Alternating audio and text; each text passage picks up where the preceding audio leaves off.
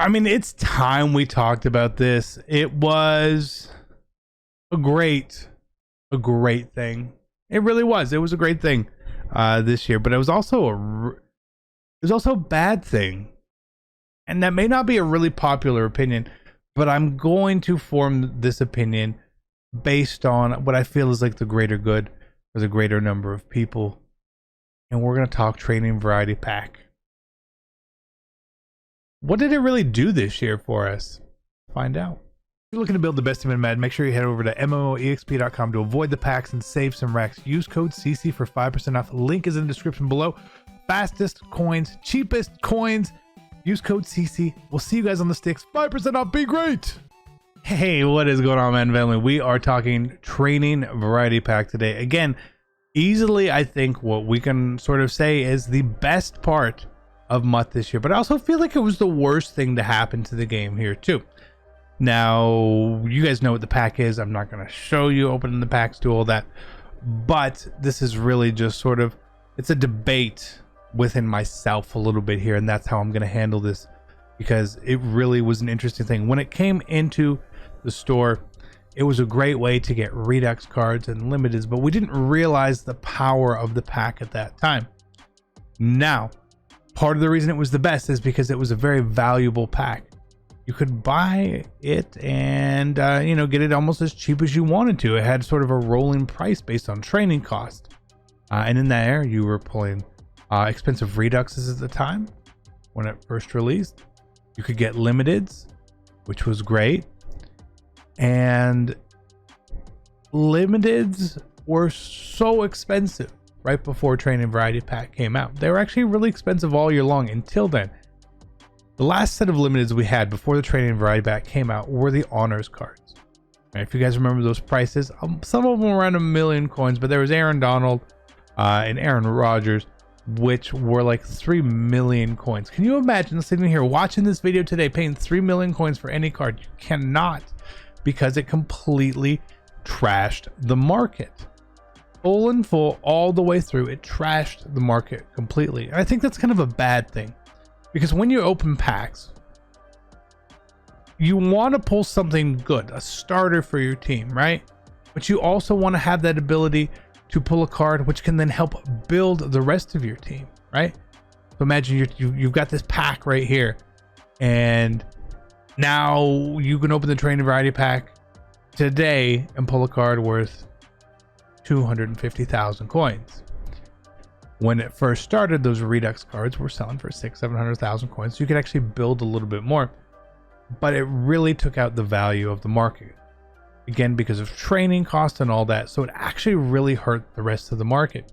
Now, if you're not a pack person, whether it's packs with coins, packs with money, however you want to acquire these packs, if you're not one of those people, this probably ranks as the absolute best thing to happen this year, and that is totally fair. If you're a pack person trying to retain or get value back from packs, or even the excitement of doing that, this pack hurts you. Okay, it did. But there's a middle ground again where we talk about the price of those limited. It's the price of golden tickets last year when we look at them. They're way too expensive. I don't need 3 million coin cards. I don't need 5 million coin golden tickets. It is ridiculous. It's not necessary. It's kind of outrageous. But should the cheapest cards value-wise be golden tickets? Probably not. People have pulled a lot of them. Now maybe you haven't pulled any, and that's okay. But there are people who sit here and they will just pull constantly. People have pulled over 50, 60, 70 of them, which is crazy. Now, as someone who also plays the game for rewards, having the market really down is kind of hurtful, because I like to open the packs for you guys to show you guys those packs, and then in turn it makes those packs not as exciting. Additionally, what that also meant for someone like myself as a content creator and other content creators who open packs to try to show off the content within the game, it made everything we pull less exciting. It's a little harder to get excited about a card which isn't really worth a lot. It may be a rare card, it may be a great card, but again, it brought those levels down a little bit. Now, I say all this, I still want it to come back next year, okay? I do. But I want there to be a balance with it.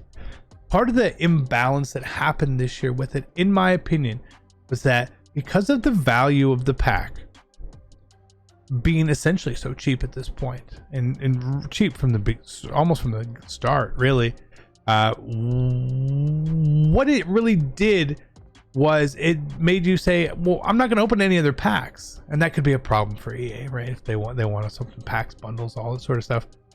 But I also noticed that pulling those rare cards and training variety packs, you really can't pull those other cards very often in any other pack. Get a Golds, Pro Fantasy packs, whatever, those are cheap packs. But even the Ultimate Legend Fantasy packs, even the Fan Appreciation packs, you can't really pull those really high cards. They are really difficult to pull. And when you finally do pull them, it's not worth a lot, okay? So there needs to be a better balance here. And I think part of the balance as well, if they bring it back, means that maybe the odds get tweaked a little bit. But I think on the flip side, we also need those odds tweaked in the regular packs as well to make it, because we don't need these cards to be millions and millions of coins. We don't. Day one Ultimate Legend want to be expensive? Sure. A limited be 600 or 700k? Maybe, okay? Maybe. It's a good one. It's a bad one now.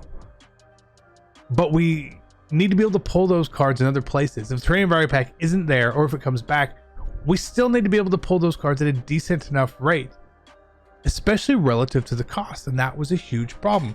Last year with golden tickets, I opened millions, tens, 50 million coins and get a gold player packs, right?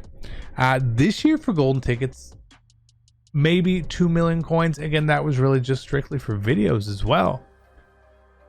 The balance needs to be a bit better with it. I don't imagine it's going to be here on day one. I imagine if it comes back, it would again sort of probably come back around the same time. Maybe it's March, February time frame again. I think that's a fine release date for it. I just want it to sort of be there and do a little bit more with it. But then also, we need our regular limiteds to be pretty cheap. Because what happens going into Madden 22 to start the year? Okay, fast forward us to mid-August when the game comes out, all right? You are used to pulling limiteds, which basically are quick sell value. You are used to pulling golden tickets, which essentially sell for training value. And then on day one, there's even though it just got traded, limited Julio Jones, Titans, whatever, right? That card is not gonna be these prices, and it's actually gonna be shocking to people because there's a lot of new players. And again, you get used to these prices and you see these prices.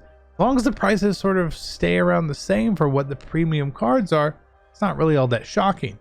But when we're going from such a low point to which will then be probably such a high point, it's pretty crazy. Even if we remember back a couple years when they had like release night limiteds, and there was like an Ed Reed, and I remember I pulled the Ed Reed, and that card sold for 2 million coins on release day. Crazy. Should have sold for that much time. It was a really good card, and it was very exciting. Pulling that card on that day one, an Ed Reed 91, 92 overall, was far more exciting than pulling anything out of my training variety packs. Pulling the Aaron Rodgers honors card that I did this year, far more exciting. Some of those other limiteds, far more exciting. When I pulled Mutt 10 Michael Vick, far more exciting. But those cards were very expensive. And I think that EA hasn't quite got that balance in. If you remember the beginning of this year, we had those Mutt Superstar Limiteds, Aaron Rodgers, Brandon Cooks, Jamal Adams. Those cards were 1 million coins and everyone complained. It's just going to be even worse this year when those cards are 1 million coins. Not that they're worse, better, more rare, whatever it may be, but because we are used to the value here. We've been used to this value for months. The variety pack has hurt us considerably. A lot of fun to do, but I think it also made things a little more boring.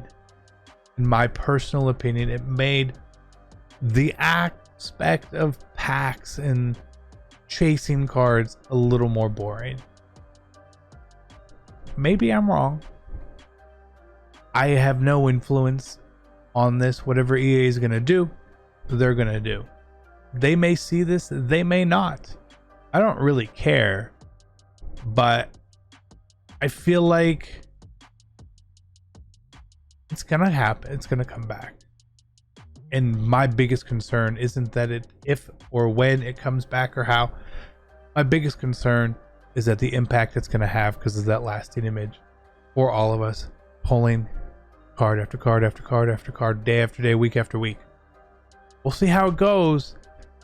But if those prices are really expensive to start the year, and I told you so. But just know it's going to happen. So either way, let me know your thoughts down below. I would appreciate it. Be great. Take care of yourselves. And I'm out. Peace.